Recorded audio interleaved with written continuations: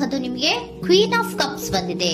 ನಿಮ್ಮ ಲವ್ ಲೈಫಿನ ವಿಚಾರವಾಗಿ ಬಹಳ ಕೇರಿಂಗ್ ಅನ್ನ ಮಾಡ್ತಾ ಇರುವಂತಹದ್ದು, ಅದ್ರ ಬಗ್ಗೆನೇ ನೀವು ಯೋಚನೆಯನ್ನ ಮಾಡ್ತಾ ಇರುವಂತಹದ್ದು, ಒಂದು ಸ್ಟೇಬಲ್ ರಿಲೇಶನ್ಶಿಪ್ ಅನ್ನ ಉಳಿಸ್ಕೋಬೇಕು ಅನ್ನುವಂತಹ ಆಲೋಚನೆಯನ್ನ ಮಾಡ್ತಾ ಇರುವಂತಹದ್ದು ರೆಪ್ರೆಸೆಂಟ್ ಆಗ್ತಾ ಇದೆ. ಪಾಸ್ಟ್ ನ ಬಗ್ಗೆ ಹೇಳೋದಾದ್ರೆ ಎಲ್ಲವೂ ಚೆನ್ನಾಗಿಯೇ ಇತ್ತು. ಫುಲ್ ಕಾರ್ಡ್ ರೆಪ್ರೆಸೆಂಟ್ ಆಗ್ತಾ ಇದೆ ಅಂದ್ರೆ ಜಾಯ್ಫುಲ್ ಆಗಿತ್ತು, ಚೆನ್ನಾಗೇ ಮಾತಾಡ್ತಾ ಇದ್ರಿ, ಖುಷಿಯಾಗಿದ್ರಿ, ಖುಷಿಯಾಗಿ ಓಡಾಡೋದು ಎಲ್ಲವನ್ನ ಕೂಡ ನೀವು ಮಾಡಿರುವಂತಹದ್ದು ರೆಪ್ರೆಸೆಂಟ್ ಆಗ್ತಾ ಇದೆ. ಆದ್ರೆ ನೀವು ಯಾವಾಗ ಸೀರಿಯಸ್ ಆಗಿ ಕಮಿಟ್ಮೆಂಟ್ ಅನ್ನ ಕೇಳೋದಕ್ಕೆ ಶುರು ಮಾಡ್ತಿರೋ, ಅಥವಾ ನೀವ್ ಯಾವಾಗ ಸ್ವಲ್ಪ ಚೇಂಜಸ್ ಗಳನ್ನ ಮಾಡ್ಕೋ ಅಂತ ಹೇಳೋದಕ್ಕೆ ಶುರು ಮಾಡ್ತಿರೋ, ಅಥವಾ ನೀವು ಸ್ಪಷ್ಟವಾಗಿ ನಿಮ್ಮ ಲವ್ ಲೈಫಿನ ವಿಚಾರವಾಗಿ ಹೀಗೆ ಇರ್ಬೇಕು ಅಂತ ಯಾವಾಗ ಒಂದು ಗಡಿಗಳನ್ನ ಹಾಕೋಕೆ ಶುರು ಮಾಡ್ತಿರೋ, ಆಗ ನಿಮ್ಮ ಲವ್ ಲೈಫಿನ ವಿಚಾರದಲ್ಲಿ ಫೀಲಿಂಗ್ಗಳು ಲೆಫ್ಟ್ ಔಟ್ ಆಗುವಂತ ಸಾಧ್ಯತೆಗಳು ಇದ್ದಿರುವಂತಹದ್ದು ನಿಮ್ಮ ಪಾಸ್ಟಿನಲ್ಲಿ ರೆಪ್ರೆಸೆಂಟ್ ಆಗ್ತದೆ. ನೀವೇನಾದ್ರೂ ಹಾಗಿರ್ಬೇಕು ಹೀಗಿರ್ಬೇಕು ಅಂತ ಏನಾದ್ರೂ ನೀವು ಅವ್ರಿಗೆ ಹೇಳಿದ್ರೆ ಅವರು ನಿಮ್ಮಿಂದ ಸ್ವಲ್ಪ ಸ್ವಲ್ಪ ದೂರ ಹೋಗಿರುವಂತಹದ್ದು ರೆಪ್ರೆಸೆಂಟ್ ಆಗ್ತಾ ಇದೆ. ಯಾಕಂದ್ರೆ ನೀವು ಖುಷಿಯಾಗಿರ್ಬೇಕು, ಸಂತೋಷವಾಗಿರ್ಬೇಕು ಅಷ್ಟನ್ನ ಮಾತ್ರನೇ ಅವರು ಎಕ್ಸ್ಪೆಕ್ಟ್ ಅನ್ನ ಮಾಡುವಂತಹದ್ದು. ಈಗ ಸದ್ಯದ ಮಟ್ಟಿಗೆ ಅವರು ನಿಮ್ಗೆ ಯಾವುದೇ ರೀತಿಯ ಸೀರಿಯಸ್ ಕಮಿಟ್ಮೆಂಟ್ ಗೆ ಒಳಗಾಗುವಂತ ಸಾಧ್ಯತೆಗಳು ಯಾವುದು ಇದ್ದಿರೋ ಮಟ್ಟಿಗೆ ನಿಮ್ಮ ಪಾಸ್ಟ್ ನಲ್ಲಿ ರೆಪ್ರೆಸೆಂಟ್ ಆಗ್ತಾ ಇಲ್ಲ.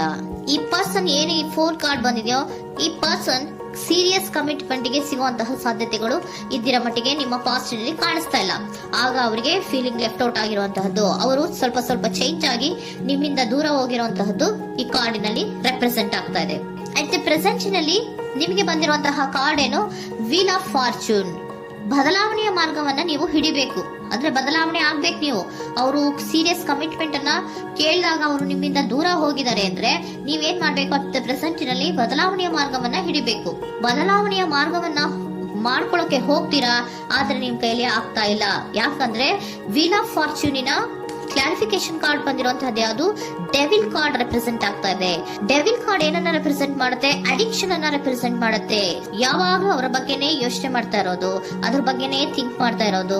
ಸ್ವಲ್ಪ ಬದಲಾವಣೆ ಮಾಡ್ಕೊಳಕ್ ಹೋಗ್ತೀರಾ, ಮತ್ತೆ ಪುನಃ ವಾಪಸ್ ಹಿಂದಕ್ಕೆ ಬರ್ತೀರಾ, ಮತ್ತೆ ಆಲೋಚನೆಯನ್ನ ಮಾಡಕ್ಕೆ ಶುರು ಮಾಡ್ತೀರಾ. ಆ ಕಾರಣವಾಗಿಯೇ ನಿಮ್ಗೆ ನೋವುಗಳು ಆಗ್ತಾ ಇರುವಂತದ್ದು ಅಟ್ ಪ್ರೆಸೆಂಟ್ ನಲ್ಲೂ. ನೀವು ಬದಲಾವಣೆ ಆಗೋಕೆ ಹೋಗ್ತೀರಾ, ಎಲ್ಲಿ ಬದಲಾವಣೆ ಆಗ್ತಾ ಇದ್ದೀರಾ, ಎಲ್ಲಿ ಚೇಂಜಸ್ ಆಗ್ತಾ ಇದ್ದೀರಾ, ನೀವು ಆಗ್ತಾ ಇಲ್ಲ. ಯಾಕೆ ಹೇಳಿ, ನಿಮ್ಮಲ್ಲಿ ಅಡಿಕ್ಷನ್ ಗಳು ರೆಪ್ರೆಸೆಂಟ್ ಆಗ್ತಾ ಇದೆ. ತುಂಬಾ ಅಡಿಕ್ಷನ್ ಇರೋದ್ರಿಂದ, ನಿಮ್ಮ ಲವ್ ಲೈಫ್ ನ ವಿಚಾರವಾಗಿ ನೀವು ತುಂಬಾ ಅಡಿಕ್ಟ್ ಆಗಿರೋದ್ರಿಂದ ನೀವು ಯಾವುದೇ ರೀತಿಯ ಬದಲಾವಣೆಯನ್ನ ನೀವು ಮಾಡ್ಕೋತಿಲ್ಲ. ನಿಮ್ಮ ಲವ್ ಲೈಫ್ ನ ವಿಚಾರವಾಗಿ ನೀವು ಬದಲಾವಣೆಯನ್ನೇ ಮಾಡ್ಕೋತಾ ಇಲ್ಲ. ಅವ್ರು ಕಮಿಟ್ಮೆಂಟ್ ಕೊಟ್ಟಿಲ್ಲ, ಅವ್ರು ಹೋದ್ರು ಅಂದ್ಮೇಲೆ ನೀವು ಮುಂದೆ ಬರ್ಬೇಕು, ನಿಮ್ಮ ಜೀವನದಲ್ಲಿ ನೀವು ಮುಂದೆ ಮುಂದೆ ಬರ್ಬೇಕು. ಸೊ ನೀವು ಮುಂದೆ ಬರಕ್ ಹೋಗ್ತೀರಾ, ಆದ್ರೆ ಅಲ್ಲೇ ಸ್ಟ್ರಕ್ ಆಗ್ತಾ ಇರುವಂತಹದ್ದು ರೆಪ್ರೆಸೆಂಟ್ ಆಗ್ತಾ ಇದೆ. ನೀವ್ ಯಾವಾಗ ಅಡಿಕ್ಷನ್ ಗಳನ್ನ ಜಾಸ್ತಿ ಮಾಡ್ಕೋದಿರೋ ಅಬ್ಸೆಷನ್ ಆಗತ್ತೆ. ಯಾವಾಗ ನಿಮ್ಮಲ್ಲಿ ಅಬ್ಸೆಷನ್ ಗಳಾಗಕ್ಕೆ ಶುರು ಆಗುತ್ತೋ ಆಗ ನಿಮ್ಮ ನೋವುಗಳು ಜಾಸ್ತಿ ಆಗುತ್ತೆ. ಕಣ್ಣೀರಿಡೋದು, ನೋವನ್ನ ಪಡೋದು, ಸಂಕಟ ಪಡೋದು, ಪದೇ ಪದೇ ನೆನಪಿಸ್ಕೊಳ್ಳೋದು, ಅಳೋದು, ಆಗದೇ ಇಲ್ವೇನೋ ನನಗೆ ಅನ್ನುವಂತಹ ರೀತಿಯಲ್ಲಿ ಅಟ್ ಪ್ರೆಸೆಂಟ್ ನಲ್ಲಿ ಕೆಲವೊಬ್ರು ಇರುವಂತಹದ್ದು ರೆಪ್ರೆಸೆಂಟ್ ಆಗ್ತಾ ಇದೆ. ನೆಕ್ಸ್ಟ್ ಕಾರ್ಡ್ ಬಂದಿರುವಂತಹದ್ದು ಯಾವುದು, ಕ್ವೀನ್ ಆಫ್ ಪೆಂಟಿಕಲ್ಸ್ ಬಂದಿದೆ. ಸೊ ಕ್ವೀನ್ ಆಫ್ ಪೆಂಟಿಕಲ್ ಏನನ್ನ ರೆಪ್ರೆಸೆಂಟ್ ಮಾಡುತ್ತೆ, ನಿಮ್ಮನ್ನ ನೀವು ಗಮನವನ್ನ ಕೊಡಬೇಕು, ನಿಮ್ಮ ಕಡೆಗೆ ನೀವು ಹೆಚ್ಚು ಗಮನವನ್ನ ಕೊಡಬೇಕು. ಅವ್ರು ನಿಮ್ಗೆ ಸೀರಿಯಸ್ ಕಮಿಟ್ಮೆಂಟ್ ಕೊಡ್ಲಿಲ್ಲ, ಫೀಲಿಂಗ್ ಲೆಫ್ಟ್ ಔಟ್ ಆಯ್ತು, ಅವರು ದೂರ ಆಯ್ತು, ಹೋದ್ರು ಅಲ್ವಾ. ಸೊ ನೀವೇನ್ ಮಾಡ್ಬೇಕು, ನೀವು ನಿಮ್ ಕಡೆಗೆ ಗಮನವನ್ನ ಕೊಡಬೇಕು. ವೀಲ್ ಆಫ್ ಫಾರ್ಚೂನ್ ಅಂದ್ರೆ ಏನು, ನೀವು ಬದಲಾವಣೆಯ ಮಾರ್ಗವನ್ನ ಹಿಡಿಬೇಕು.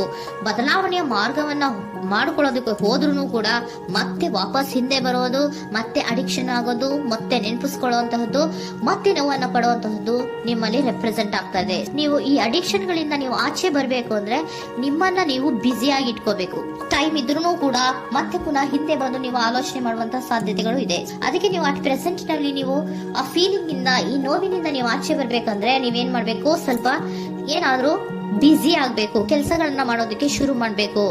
ನಿಮಗೆ ಗೊತ್ತಿರುವಂತಹ ಯಾವ ಕೆಲಸವಾದ್ರೂ ಸರಿ, ನೀವು ಸ್ವಲ್ಪ ಬ್ಯುಸಿ ಆಗಿರೋದಕ್ಕೆ ಪ್ರಯತ್ನವನ್ನ ಮಾಡ್ತಾ ಇರುವಂತಹದ್ದು, ಮಾಡುವಂತಹದ್ದು ರೆಪ್ರೆಸೆಂಟ್ ಆಗ್ತಾ ಇದೆ. ಕೆಲವೊಬ್ರು ಮಾಡ್ತಾ ಇದ್ದೀರಾ, ಕೆಲವೊಬ್ರು ಮಾಡುವ ಕಡೆಗೆ ಆಲೋಚನೆಯನ್ನ ಮಾಡ್ತಾ ಇರುವಂತಹದ್ದು ಅಟ್ ಪ್ರೆಸೆಂಟ್ ನಲ್ಲಿ ರೆಪ್ರೆಸೆಂಟ್ ಆಗ್ತಾ ಇದೆ.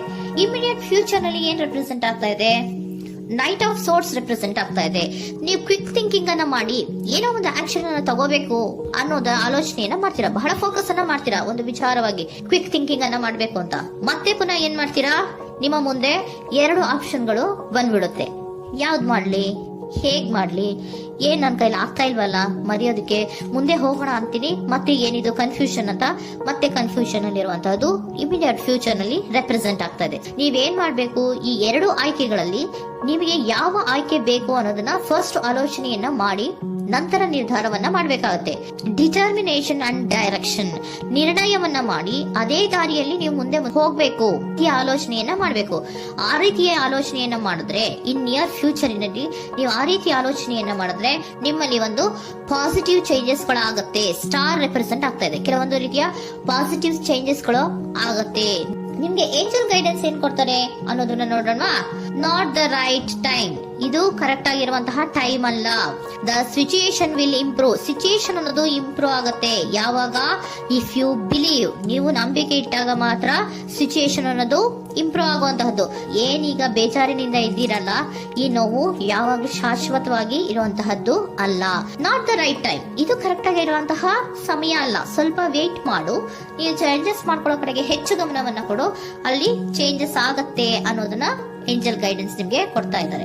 Surrender your full power, your life is a calling for you to step in to your full power rather than playing it small. ನೀವು ಧೈರ್ಯವಾಗಿ ಒಂದು ಹೆಜ್ಜೆಯನ್ನ ಮುಂದಕ್ಕೆ ಇಡಬೇಕು. ಸೊ ಮುಂದೆ ಹೋಗುವಂತಹ ಆಲೋಚನೆಯನ್ನ ಮಾಡಬೇಕು. ಪವರ್ ಇಂದ, ನಿಮ್ಮಲ್ಲಿರುವಂತಹ ಪವರ್ ಅನ್ನ ಯೂಸ್ ಮಾಡ್ಕೊಳ್ಳಿ. ಯಾಕೆ ನನ್ನಲ್ಲಿ ಏನಿಲ್ಲ, ನನ್ನ ಕೈಲಿ ಏನೂ ಆಗಲ್ಲ ಅಂತ ಯಾಕೆ ಕೂತಿದ್ದೀರಾ? ನೀವು ಏನ್ ಮಾಡ್ಬೇಕು, ಬಹಳ ಧೈರ್ಯದಿಂದ ಮುಂದಕ್ಕೆ ಹೋಗಿ ಅನ್ನೋದನ್ನ ನಿಮ್ಗೆ ಸರೆಂಡರ್ ಕಾರ್ಡ್ಗಳು ಕೂಡ ಹೇಳ್ತಾ ಇದ್ದಾರೆ.